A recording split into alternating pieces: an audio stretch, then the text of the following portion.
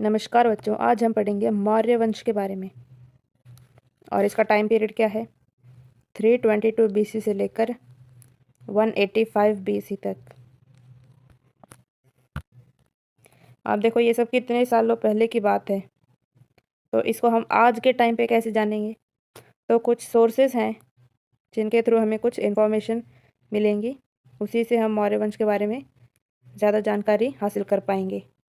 तो पहला सोर्स आता है इसके अंदर लिटरेरी सोर्स, यानी कि कुछ किताबें हैं, उनके थ्रू हमें कुछ इन्फॉर्मेशन मिलेंगी मौर्य वंश की, उसको पढ़ते हैं।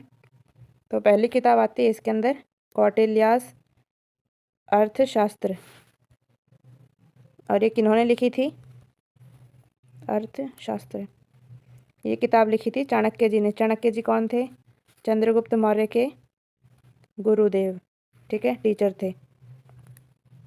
So it is the most important literary source for the Mauryas. It is a treatise on government and polity. It gives a clear and methodological analysis of political and economic conditions of Mauryan period.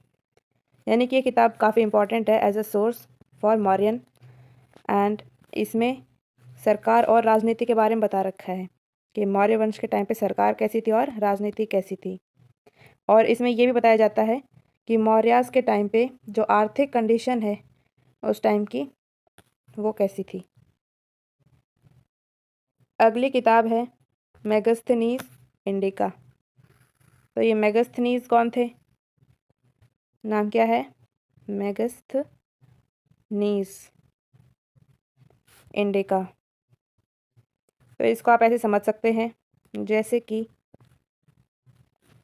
किसी दूसरे देश से एक व्यक्ति आ गया हमारे India में, ठीक है, उसने यहाँ पर आके देखा कि दिवाली का एक त्यौहार मनाया जाता है, होली फेस्टिवल मनाई जाती है, Onam and many more festivals, ठीक है।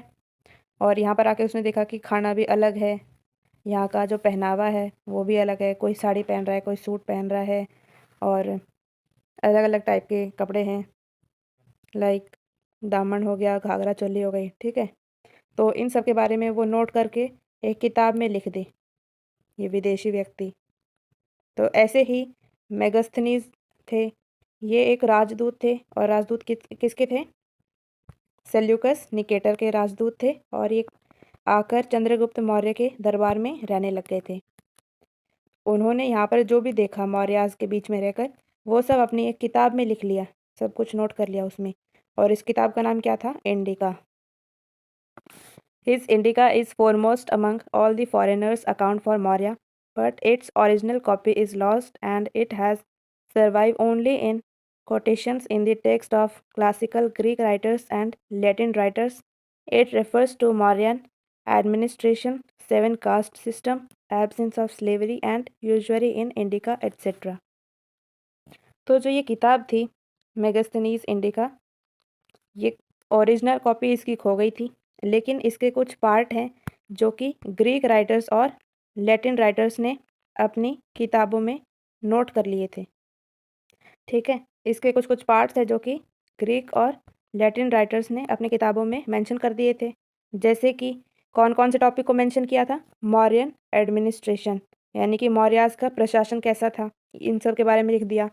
और सेवन कास्ट सिस्टम के बारे में लिख दिया था। एब्सेंस ऑफ स्लेवरी, यानी कि कोई गुलामी नहीं थी भारत में।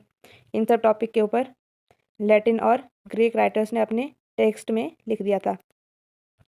तो वहाँ से मौर्यास की कुछ जानकारी हमको मिलती है। नेक्स्ट है विशाखदत्त मुद्राक्षस। तो ये जो है विशाखदत्त का मुद्रा राक्षस, तो ये एक नाटक है, ठीक है। आइए इसके बारे में पढ़ते हैं अब हम।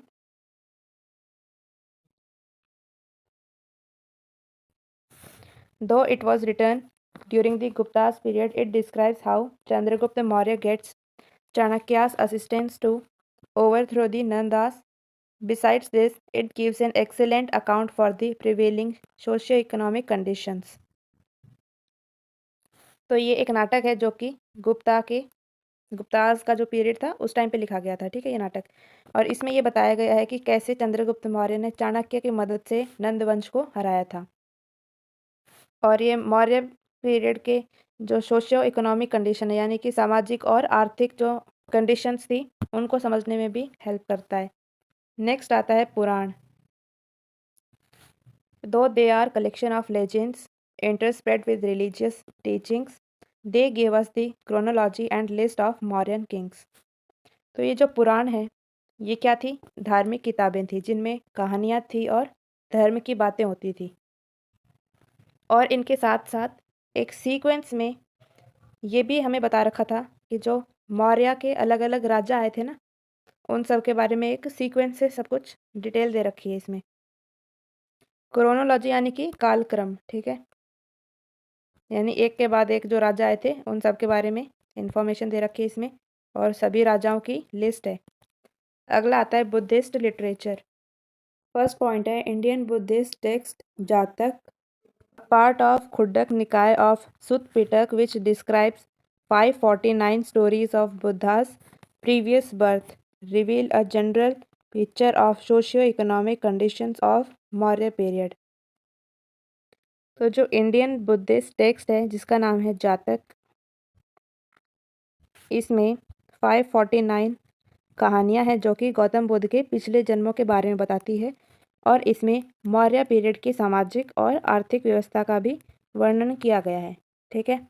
और ये जो है ना जातक, ये किसका पार्ट है? ये सुत पिटक का पार्ट है। और इसमें सेकंड पॉइंट आता है Ceylonese Buddhist chronicles Dipavamsa and Mahavamsa describe the part played by Ashoka in spreading Buddhism to Sri Lanka. तो ये श्रीलंका की किताबें हैं जो अशोक और उनके बौद्ध धर्म के प्रचार के बारे में बताती है, ठीक है। क्या क्या नाम है किताबों का? दीपवंश और महावंश। यहाँ से देखो, सलोनी जो नाम होता है उसका एक अलग फॉर्म मिल चुका है, दैट इज सिलोनीज। अब सलोनी को हम ऐसे भी बोल सकते हैं। थर्ड पॉइंट आता है इसमें Tibetan Buddhist text Divyavada gives information about Ashoka and his efforts to spread Buddhism. तो ये जो किताब है दिव्यवाद, इसमें क्या बता रखा है? अशोका के बारे में बता रखा है और कैसे उन्होंने बुद्धिज़्म को प्रमोट किया था, ठीक है।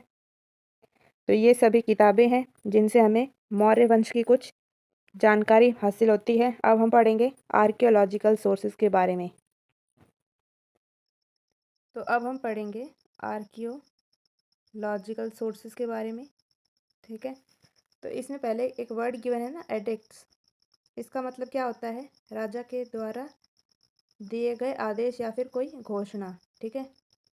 और जो वर्ड है इंस्क्रिप्शन, इसका मतलब होता है कि कोई भी हार्ड चीज़ हो या फिर कोई मेटल हो, पत्थर हो या फिर लकड़ी हो, उन पे अगर उनको मतलब खोद के अगर कुछ भी लिखा जाए उसको हम क्या बोलते हैं? इंस्क्रिप्शन बोलते हैं। तो आइए इसके बारे में हम पढ़ते हैं। अब इनके बारे में पढ़ते हैं अब हम।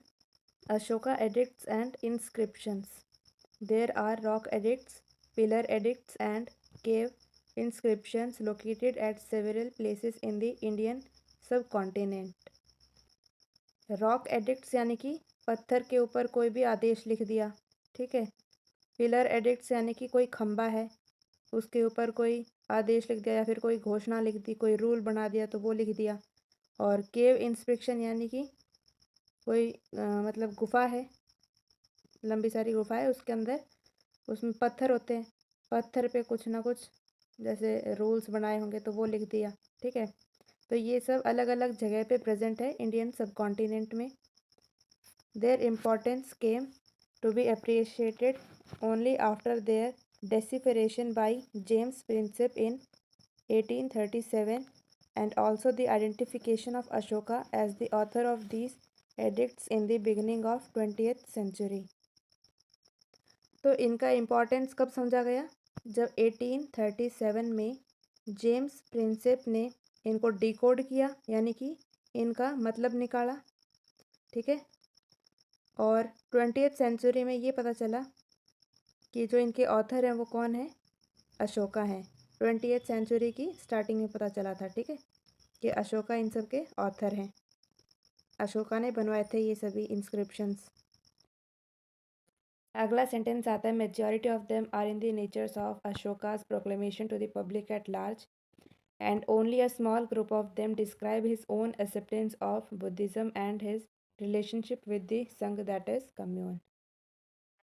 तो देखिए, जो अशोका ने पत्थर पे लिखवाए थे ना आदेश वगैरह, तो उन आदेशों को देखकर ये पता चलता है कि ज़्यादातर आदेश कैसे थे कि भाई वो जनता को ये बताना चाहते थे कि अहिंसा मत करो, ठीक है, अच्छा व्यवहार रखो सबके साथ, चोरी मत करो, सच बोलो, ये सब अच्छी अच्छी बातें थी, ठीक है, उन पत्थरों पे लिखी हुई। और बुद्धिज़्म को प्रमोट करने के लिए और जो अशोका का कनेक्शन था बुद्धिज़्म से, उसके रिलेटेड ऐसे कम पत्थरों पे आदेश लिखे गए थे या फिर उनके रिलेटेड थोड़ी कम चर्चा करी गई थी। नेक्स्ट है, दो Prakrit was the language used in them, the script varied from region to region, Kharosthi in north west, Greek and Aramaic in the west and Brahmi in the east of India. तो उस टाइम की लैंग्वेज का नाम क्या है? प्राकृत, ठीक है। प्राकृत उस समय की आम लोगों की भाषा थी, सब लोग समझ जाते थे आराम से। और जो स्क्रिप्ट थी यानी कि लिपि, वो एरिया वाइज बदलती रहती थी, जैसे कि जो नॉर्थ वेस्ट है वहाँ पर थी खरोष्ती लिपि, ग्रीक और अरामिक थी वेस्ट में और ब्राह्मी थी ईस्ट ऑफ इंडिया में। अब हम पढ़ेंगे अदर इंस्क्रिप्शंस के बारे में।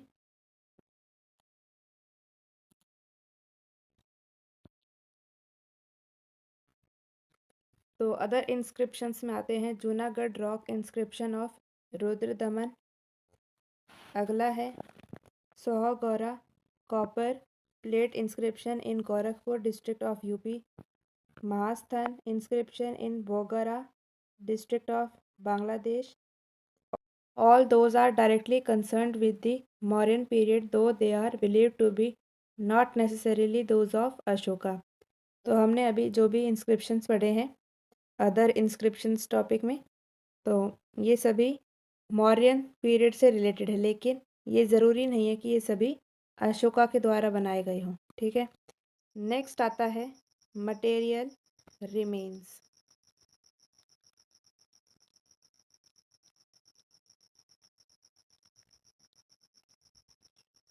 तो पहला आता है इसमें wooden palace of Chandragupta Maurya, यानी कि चंद्रगुप्त मौर्य का लकड़ी का महल, जो कि उस टाइम की रॉयलिटी को दर्शाता है। नेक्स्ट है नर्दर्न ब्लैक पॉलिश्ड वेयर। ये बर्तन होते थे, जैसे कि आज के टाइम पे स्टील और चिकनी मिट्टी के बर्तन फेमस है, ठीक है, तो उस टाइम पे ये वाले बर्तन फेमस होते थे, नर्दर्न ब्लैक पॉलिश्ड वेयर। अगला है copper punch marked coins found in Kumhrar, that is Patna and other places are the material remains of Mauryan period. तो ये मुद्रा के रूप में यूज़ होते थे, जैसे आज के टाइम पे रुपए और सिक्के का यूज़ होता है, तो वैसे ही उस टाइम पे भी तांबे और चांदी के सिक्के चलते थे। तो बच्चों, यहाँ पर एक टेबल गिवन है जिसमें एडिक्ट्स और इंस्क्रिप्शन के बारे में बताया गया है। तो पहले देखते हैं हम रॉक एडिक्ट्स। तो इसमें पहला आता है 14 मेजर रॉक एडिक्ट्स, और इसमें कंटेंट में लिखा हुआ है वेरियस प्रिंसिपल्स ऑफ धम्म, यानी कि धर्म के विभिन्न सिद्धांत। ये सब उसमें 14 मेजर रॉक्स में के एडिक्ट्स में लिखा गया है। और ये रॉक एडिक्ट्स कहाँ कहाँ पर पाए जाते हैं? मनसहेरा, शाहबाजगढ़ी, कालसी, जूनागढ़, सोपरा, येरागुड़ी, आंध्रा, धौली एंड जौगदा। अगला आता है टू कलिंग शिलालेख, ठीक है, यानी कि टू कलिंग रॉक एडिक्ट्स। और इसका कंटेंट क्या है? New system of administration after the Kalinga war, यानी कि कलिंग वॉर के बाद जो प्रशासन है उसकी नई प्रणाली बनाना। और ये कहाँ पर पाए जाते हैं? धौली और जौगदा में। तो जैसे सरकार वॉर के बाद शांति स्थापित करने के लिए कुछ नियम बनाती है, वैसे ही अशोका ने भी कलिंगा वॉर के बाद अलग अलग नई एडमिनिस्ट्रेटिव नीतियाँ बनाई थी, ठीक है। नेक्स्ट आता है माइनर रॉक एडिक्ट्स, यानी कि छोटे छोटे रॉक एडिक्ट्स। और इनका जो विषय है, इन पे क्या क्या लिखा गया था, अशोक के पर्सनल जीवन के बारे में और उनका जो कनेक्शन है बुद्धिज़्म से उसके रिलेटेड भी लिखा गया था। और ये कहाँ कहाँ पर पाए जाते हैं, सासाराम, मस्की, भाब्रू बैरात, रूपानाथ, गविमाथ, पलकी उंडू, सिद्धपुर, जतिंग, रामेश्वर और ब्रह्मगिरी में पाए जाते हैं ये। अगला आता है इसमें भाब्रू बैरात रॉक एडिक्ट्स। और इसका कंटेंट क्या है, अशोकास कन्वर्जन टू बुद्धिज़्म, यानी कि अशोका ने जब बुद्धिज़्म को अपनाया था तो उसके बारे में लिखा हुआ है। और ये कहाँ पर मिलते हैं, भाब्रू बैरात में। और ये जगह कहाँ पर है, राजस्थान में है। ठीक है, ये सभी रॉक एडिक्ट्स हो गए। अब देखेंगे कि पिलर एडिक्ट्स कहाँ कहाँ पर पाए गए थे। जो खंबे हैं उसमें जो आदेश लिखे थे या फिर कोई घोषणा लिखी थी वो कहाँ कहाँ पर मिली थी हमको। तो पहला आता है इसमें 7 पिलर एडिक्ट्स, और इसका कंटेंट है अपेंडिक्स टू रॉक एडिक्ट्स। और ये कहाँ पर मिले थे, मेरठ दिल्ली में, टोपरा दिल्ली, इलाहाबाद, लौरिया, नंदंगद, लौरिया अरेराज एंड रामपुरवा जो कि बिहार में है। अगला आता है 4 माइनर पिलर एडिक्ट्स, और इसका कंटेंट है साइंस ऑफ अशोकास फैनेटिसिज्म इनटू धम्म, यानी कि अशोक का लुम्बिनी और उसके संघ के प्रति जो सम्मान था उससे रिलेटेड। और ये कहाँ पर मिलते हैं, सांची, सारनाथ और इलाहाबाद में मिलते हैं। थर्ड आता है इसमें 2 तरह पिलर एडिक्ट्स, और इसका कंटेंट है अशोकास रिस्पेक्ट फॉर बुद्धिज़्म, अशोका की जो रिस्पेक्ट है बुद्धिज़्म के रिलेटेड। अशोका जी ने बौद्ध धर्म अपनाया था तो उसके लिए रिस्पेक्ट भी होगी, तो इस टॉपिक पे लिखा था 2 तरह पिलर एडिक्ट्स पे। और ये कहाँ पर पाए जाते थे, रममंडल एंड निगवलिवा।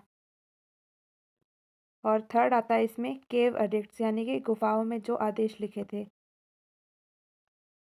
तो इसमें एक ही केव है, बराबर केव एडिक्ट्स। इसमें अशोकास टॉलरेशन के बारे में लिखा था, और ये कहाँ पाए जाते हैं, बराबर हिल्स में जो कि बिहार में प्रेजेंट है। आइए पढ़ते हैं अब हम अशोकास 14 मेजर रॉक एडिक्ट्स, यानी कि जो अशोका ने बनवाए थे ना, पत्थरों पे घोषणा लिखवाई थी, आदेश लिखवाए थे, तो वो कौन कौन से आदेश थे उनके बारे में अब पढ़ेंगे हम। तो पहले आता है prohibition of animal sacrifices and festive gatherings. तो जैसे कि आज के टाइम पे पशुओं के लिए, उनकी रक्षा के लिए काफ़ी सारे कानून बनाए जाते हैं, तो वैसे ही अशोक ने भी उस टाइम पे एक कदम उठाया था इस ओर। अगला आता है मेजर्स ऑफ सोशल वेलफेयर, यानी कि हमको अपने समाज के लिए, कल्याण के लिए सोचना चाहिए। जैसे कि आज के समय में सरकार गरीबों के लिए अलग अलग टाइप की योजनाएं बनाती हैं, तो वैसे ही अशोक ने भी समाज सुधार के लिए कदम उठाया था। नेक्स्ट आता है रेस्पेक्ट टू ब्राह्मण, यानी कि ब्राह्मणों के प्रति सम्मान होना चाहिए। जैसे अपने टीचर्स के लिए रिस्पेक्ट होती है ना, उसी तरीके से हमको ब्राह्मणों को भी रिस्पेक्ट करनी चाहिए। नेक्स्ट है courtesy to relatives elders consideration for animals, यानी कि रिश्तेदारों, बुजुर्गों और जानवरों के प्रति हमको दया भाव रखना चाहिए। नेक्स्ट है appointment of Dhamma Mahamatras and their duties, यानी कि धर्म महामात्राओं की नियुक्ति। नेक्स्ट है need for efficient organisation of administration orders to Dhamma Mahamatras, यानी कि एफिशिएंट एडमिनिस्ट्रेशन की आवश्यकता थी। नेक्स्ट आता है इसमें need for tolerance among all religious sects. अगला आता है सिस्टम ऑफ धम्म, यानी कि धर्म यात्रा की प्रणालियाँ जो होती है। जैसे कि आज के टाइम में धार्मिक जो ग्रुप जाते हैं ना अलग अलग धार्मिक प्लेसेस पे, तो उसको बढ़ावा दिया था अशोका ने। नेक्स्ट है attack on meaningless ceremonies and rituals, यानी बेफिजूल की जो फालतू रीति रिवाज होती हैं उन सबको रोकना। जैसे कि आज के टाइम में जो भी अंधविश्वास है हमारी सोसाइटी में, उन सब के खिलाफ जागरूकता फैलाते हैं ना काफ़ी लोग। तो वैसे ही अशोका ने भी एक कदम इसकी ओर मत बढ़ाया था। नेक्स्ट आता है conquest through Dhamma instead of war, यानी कि युद्ध के बजाय धर्म के थ्रू विजय हासिल करना, ठीक है, विक्ट्री पाना, यानी कि किसी भी बिना लड़ाई झगड़े के कोई भी बात को सुलझा लेना। नेक्स्ट आता है इसमें explanation of Dhamma policy, Dhamma policy को भी एक्सप्लेन किया था। अगला आता है इसमें appeal for tolerance among all religious sect, यानी कि अशोक ने लोगों से रिक्वेस्ट की कि एक दूसरे के धर्म को सम्मान दें और डिसरिस्पेक्ट ना करें। Next is Kalinga war mention 5 contemporary Hellenic Kings, जब कलिंगा का वॉर हुआ था उस टाइम पे अशोका ने 5 ग्रीक किंग्स का मेंशन किया था, ठीक है, उनका नाम पत्थरों पर लिखा गया था, 5 राजाओं का नाम। नेक्स्ट है inspiration to spend religious life, यानी कि धार्मिक जीवन जीने की प्रेरणा, कि भाई कैसे धर्म के मार्ग पर चलना चाहिए हमको। तो ये थे सारे 14 पॉइंट्स जो कि अशोका ने पत्थरों पर लिखवा दिए थे, ताकि आगे की जो जनरेशन्स हैं अगर वो भी आकर पढ़े इनको तो इनसे अच्छी बातें सीख सके। अब हम पढ़ेंगे ओरिजिन ऑफ मौर्यास के बारे में। तो पहले मैं कर दूं स्क्रीन को क्लियर।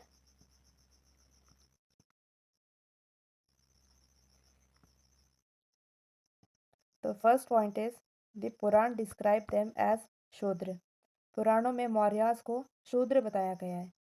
नेक्स्ट पॉइंट इज मुद्रा राक्षस of Vishakhadatta uses the term Vrushal और कुलहीन ऑफ लो क्लेन, यानी कि इस नाटक में मौर्यास को क्या बताया है कि ये वृषल से हैं, यानी कि लोअर जाति से हैं, या फिर कुलहीन है, कुलहीन मतलब लोअर कुल, ठीक है, नीच कुल से। नेक्स्ट आता है इसमें the classical writer such as Justin describe Chandragupta only as a man of humble origin, जो जस्टिन राइटर थे उन्होंने चंद्रगुप्त जी को एक साधारण और एक काइंड नेचर का आदमी बताया। नेक्स्ट पॉइंट आता है the Junagadh rock inscription of Rudradaman in 150 AD has some indirect evidence suggesting that Mauryas might have been of Vaishya origin, यानी कि 150 AD में जो जूनागढ़ रॉक एडिक्ट्स हैं उसमें कुछ ऐसे प्रमाण मिलते हैं, यानी ऐसे कुछ एविडेंस मिलते हैं जिनसे ये पता चलता है कि जो मौर्य हैं वो वैश्य वर्ग से आते हैं। अगला पॉइंट है the Buddhist work on the other hand try to link the Mauryan dynasty with the Shakya शास्त्रीय clan to which Buddha belonged. According to them, the region from which Mauryas came was full of peacock, and hence they came to be known as Mauryas. It is obvious from this that the Buddhists were trying to elevate the social position of Ashoka and his predecessors.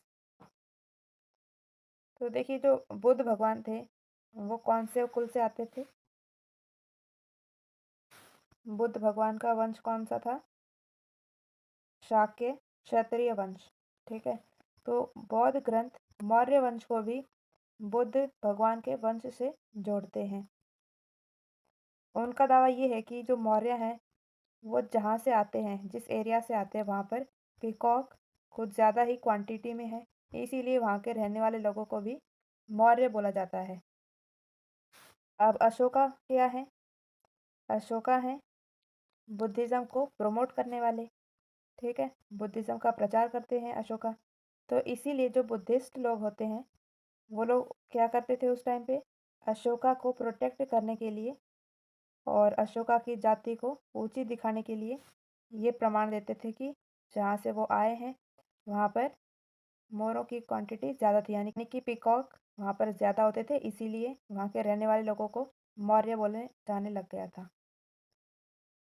Next है in conclusion we can say that Mauryas belong to the Maurya tribe and were certainly of a low caste, though it is not clear as to which low caste.